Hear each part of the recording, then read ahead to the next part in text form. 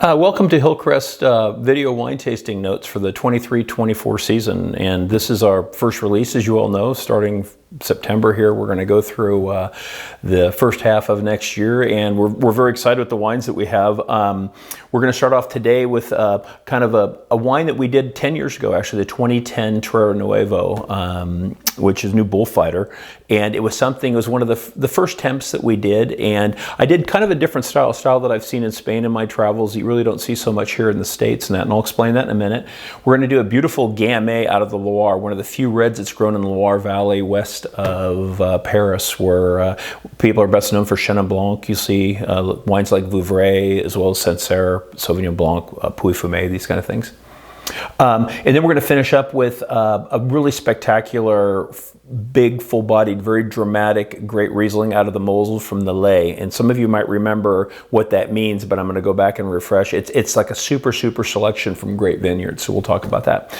But a little bit to get started with Tempranillo. Tempranillo to me is a very fascinating grape, and it's actually a little bit controversial. If you go through and you read things that have been written in the last 30, 40 years, and that it's a variety that has thick skins, ripens many places, full-bodied, has quite a bit of tannin, tends to be a little bit lower acidity, but it's really what we say winemaker's wine. It's a variety, unlike if you look at like Pinot Noir and Riesling that are super site specific, and you see wines that are marketed from just small patches on the same hillside. Maybe a winery might make 13 different Rieslings from different parts of a hill where you get a little difference in elevation or exposure, and the wines are dramatically different. I'd have to say that's not the case with Tempranillo. Tempranillo has this really fantastic body and texture that allows winemakers to show things. And so if you look at Spain's winemaking, the approach is actually pretty different than many parts of the world. The two areas that, or maybe we'll do three areas that Tempranillo is best known in Spain, we have Rioja in the northeast, which is in the northwest corner of the Pyrenees, and that's kind of its traditional home. Tempranillo, Grenache, and Carignan come from just south of that in a capital city called Zaragoza, that at one time the Aragonese that ruled about half of Europe, that was the center point, and then those varieties spread as they conquered areas. And that. Another area, Ribera del Duero, which is just north of Madrid, so center of the country, north, is a little bit warmer, makes kind of bigger, more full-bodied, versus Rioja tends to be more elegant, perfumed, a little bit cooler region, many other factors. And then an area called Toro that's kind of a new area to us in America. It's grown grapes for a long time, but northwest of Ribera del Duero. Very big, very powerful kind of wines. And so that approach is that if you have this variety that has like a lot of body and a lot of texture, really be used as a platform to manifest different styles of wine. And so you go to Rioja. Rioja is oftentimes blended. Super unusual to have anything that's 100% Tempranillo, and if so, it's marketed as such. But the thing is that grape varieties like Garnacha or Grenache as we know it, Mazuelo, these are varieties that are blended in to add personality and character to wines. You can dramatically shift them. Another huge factor is the only part of Europe really that uses massive amount of American oak for experimentation is Spain, oftentimes on Tempranillo. And American oak tends to be the species that comes from America, and the growing conditions tends to be much more powerful and kind of sweet in character, a lot higher levels of what's called vanillin in that. Versus the European species, the two species that are there tend to be a little bit more delicate, a little bit more range of flavor. So you see winemaking tends to be much more dramatic and kind of more important, I'd say, generally speaking, with Tempranillo than with the classic varieties that are in Europe. Having said that, it really allows you to kind of manifest many different styles. And so, there's certain varieties, sometimes when you go in to a winery, like I taste Pinot Noir and I think, okay, this tells me a lot about their vineyards and how much they touch the wine. Pinot Noir for me, the less you touch it, the better it is. That's hard. Tempranillo is kind of the reverse. So I can go in and taste Tempranillo at wineries, and it tells me a lot about their approach to like when they pick and their winemaking, how they use wood, how they use aging. And you'll see that, with some of what we do, like the aging. It's typical. Tempranillo is probably aged on average in Oregon under a year. We do a lot of 2, 3, 4. I've done up to 5 years in that, where you get dramatically different wines. And Tempranillo has the ability to age for a long time and kind of manifest some of those things. So it's a fascinating grape, and I don't know that we haven't defined a style here, which is just fine. But anyway, I want to pour you the Torero Neuvo. This is a wine that I said in the very beginning kind of is a style that is different than what most people do. If you look at If you look within Spain, you've got what's called the Joven style, which is the fresh young style. Then you've got a mid-level style, and that mid-level style is Crianza. And Crianza means it's aged for a little bit of time in a barrel and then some time in bottle. Above that is Reserva and then Grand Reserva. More time in barrel, more time in bottle, and the extreme of that being 5 years with the Grand Reserva in that. There's a style between the Joven and the Crianza, the first two, that has developed in Spain called the Joven, or not Joven, excuse me, Roble. And Roble is a style that sees a little bit of time sometimes in wood, but tends to be a little bit fresher, but tend to be kind of higher quality fruit that you might see go into Joven, and that tends to be more black fruit, kind of rich. And that's the style I try to emulate with the Torero Nuevo. And so what I expect to see is some beautiful fruit in that, see a little bit of wood on it, but not a whole lot, but a lot of youth to it. So we'll take it for a spin. When I smell this, I get a couple things. The first smell is actually a beautiful kind of like crimson plum, where you get this kind of, sometimes you take a plum like a San Jose or crimson, you bite into it, you get that perfume, that initial puncture. This has that kind of sweet perfumey element to it, backed by this really deep, dark kind of black fruit in the nose. A little bit of wood. There's a little bit of like a sweetness on here from some European cooperage.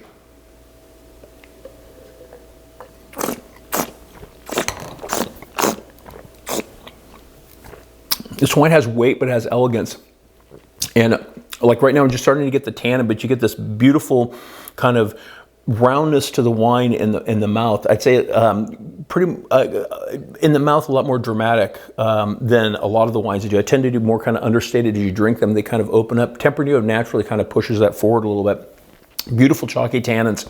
Like I can still perceive the fruit and the sweetness of fruit, but I get this very, very fine tannin component to it. But and super long once again. So beautiful. You know, Tempranillo is easy to drink by itself and with food as well. This has our style, a little bit more acidity. This is kind of a little bit fresher and brighter. And this once again goes back to that Roble style that you're seeing in Spain. Not so much here in America. I've never seen one of those imported to America. There perhaps are some. Next, small family winery in Touraine, which is west, once again, of Paris, the Loire Valley. We talked about the whites a little bit. There are three reds that are grown. You rarely ever see the reds there. When you do, it's one predominantly. So the three reds that are grown are Cabernet Franc, Malbec, and Gamay. And Cabernet Franc, Chinon, we make the Nonic. That's kind of a wine that walks that same path. Bourgil is another name for the great Cab Francs out of the Loire Valley. Malbec, I've only once in my life seen Malbec in America out of the Loire. Super, super rare. There are some producers of it. This gentleman, the Sevette family, they actually make Malbec Cab Franc blends, which are interesting, but those wines are not in the States right now. And then Gamay. And Gamay is, I think half the Gamay grown in the world is actually grown in Beaujolais, so south of Burgundy, so central kind of eastern France and that. But the one other place that really pops up is the Loire Valley. It tends to make, Gamay is known as, it's so succulent and so beautiful to drink. It's a wine actually that began actually taking over Burgundy. Pinot Noir being the finicky but the great grape. The nobility there were transferred great power in trade for wine because the wines were so fine. And in the 14th century, actually, there were two very famous edicts that came out that said, in Burgundy, you can't plant Gamay. It's too easy. It's too disease resistant. It's too much fruit. Tastes too fruity, easy. Everybody was going to it. That we really do these ultra fine wines. Having said that, a lot of people I know in the trade for decades, including myself, we love Gamay. And you know that if you've watched a few of these videos. I mean, they're just beautiful, fresh. A lot of the winemakers, you go to Burgundy, yeah, they're producing super expensive Pinot Noir. They're drinking Gamay every day. You go to Piemonte, we talk about that with Barbera and this little piggy in that, and they're making great Barolo Barbaresco from the Nebbiolo grape, but the other side of it is they drink Barbera. There are certain things that have a lot of malic acid, reds, Gamay and Barbera, both those, where you get this beautiful, fresh, very succulent fruit. So, Gamay tends to be more piercing than Pinot Noir, not as soft, but is a great, great, great food wine and great wine in the summer. So, super like crushed, like raspberry kind of boysenberry fruit, super kind of sweet, sweet red fruit on the nose, but tart. At the same time I smell that, I kind of salivate in anticipation of tasting because I smell the brightness and the edge of this. So.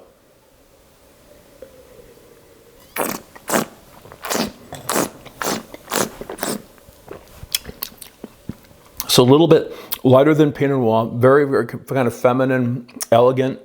The acidity, that's one of the things I try to really emulate about European wines, is that this bright focused acidity that's kind of like a razor's edge. It doesn't poke through and it's not sharp, but it makes wine so beautiful. Those are the wines that are really great at the table with food, and the wines that two people finish a bottle and you'd like another glass of. Acidity is a big factor in that. This wine has that, like, still that red fruit back up over here, and almost kind of like a chalky sensation to the acidity. It's like super beautiful. This is interesting because this wine, the Gamay, we will get ready. In 21, we started producing our first Gamay. Here in the next couple of wine shipments, we will show you our version of Umpqua Valley Gamay. And Gamay has a history in Oregon, only goes back to the 80s, which is not very long. But super interesting to begin to see that variety play more of an important role in Oregon wine in particular. And that's very specific to Oregon, not so much Washington, California. So to finish up with, my love for great Riesling. We produce several Rieslings, the Alta Schule, Slate Mountain, Fuder. Those are vineyards that we have that we make wine. We also bring in a little bit of wine from some of the partners that we have over there. And this is a wine out of a friend's winery that is world-class. It's actually the best of the best vineyards. So we talk about the slopes and how important the slopes are in Germany, that you be in the middle just to get where it's warm and where the cold air drains out to the bottom, and you have a little bit of topsoil and a little bit of parent material on the bottom. That's where the vines really struggle. Within those tenderloin, or that tenderloin in the great vineyards, you'll see rock outcroppings, and those rock outcroppings are what they call the lay. And a lot of the greatest fruit comes from these little parcels of like 100 vines or 200, 250 vines that are nestled in between these rocks. And there's something magic about how that heat is retained and reflected in those little pockets, and that's called the lay. This is a pure selection of the lay of a very, very great vineyard called Kuseroth or Bruderschaft. So this is a southern exposure, middle of the hill, and this rocky rock outcropping. And we would expect the wine to have like a perfume and a brightness and a minerality because of that. So anyway, looking forward to 2018, still baby wine, but it's got beautiful, beautiful light straw color. I can smell it way out here. Oh, I think of like ripe kumquat and like quince. I mean, it's got this beautiful kind of very soft, sweet, kind of like apricot character, that perfume you get from a ripe apricot, but really kind of strong citrus aromatics in the nose. And that, for those of you that haven't had quince, I mean, that's really this kind of citrus, the tension between like a beautiful citrus element to it and these kind of ripe, sweet, soft smells of things like I mentioned, melons and apricot in this. But once again, salivate in anticipation of tasting it.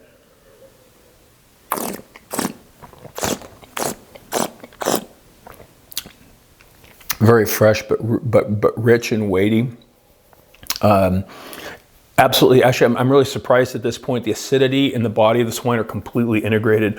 Oftentimes in beautiful Rieslings like this, it takes a little while for that to kind of fold in one to the other. And those wines are the wines that age a long time. This wine is just beautiful, opulent. Those two are married together so beautifully. So this would be a great food wine. This wine is actually, to me, showing right now in a way that I think is super table, super food friendly. But anyway, with that, I want to say thank you for your support once again. We're getting ready to move into harvest here in the next couple of weeks, and we look forward to a very interesting harvest. We're cooling down, which is great, which helps us trap perfume as it's created instead of blowing it through in warmer vintages, blowing it through the skin and that. So in our next tasting notes, we'll give you a little kind of a little insight, hopefully in 2 months, as to what's happened. We'll have some of those wines still in barrel and tank and that, and be putting them into barrel, but we'll have a little bit of insight into what the 2023 vintage looks like. So with that, I'd like to say to the genie in the bottle, and thank you. Cheers.